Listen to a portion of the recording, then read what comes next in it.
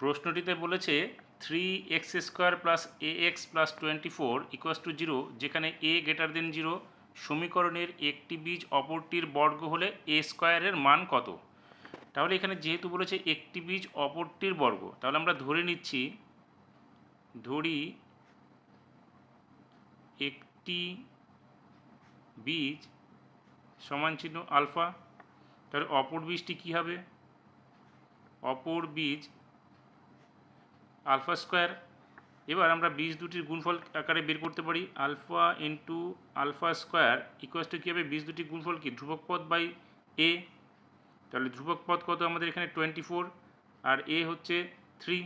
তাহলে ধ্রুবক পদ 24 বাই এ হলো, বা সরি এ নয়, 3 হবে এখানে। তাহলে আলফা কিউব ইকুয়ালস টু কী হবে? 8 হবে, 3 দিয়ে 24কে ডিভাইডেড করলে 8 হবে, বা আলফার মান কী বেরোচ্ছে? 2।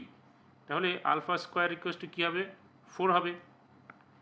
তাহলে এখানে একটা বীজের মান কত বেরোলো? 2, এবং অপর বীজটার মান কত বেরোলো? 4। এবার আমরা বীজ দুটির সমষ্টি করতে পারি। তাহলে alpha plus alpha square equals to কী হবে? এখানে বি বাই এ এর সহগ। তাহলে এখানে বি কত? বি হচ্ছে এ, আর এখানে এর সহগ কত হচ্ছে? 3। তাহলে এখানে 3 হবে, বা এটার মান কত আমরা বের করেছি এখানে 2।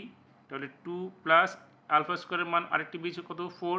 তাহলে এখানে হবে 4 ইকুয়ালস টু এ বাই 3, বা 6 ইকুয়ালস টু এ বাই 3, বা এ ইকুয়ালস টু কী হলো? 3 6 18। এবার আমাদের কি প্রশ্নে কী চেয়েছে? আলফা স্কোয়ারের মান চেয়েছে।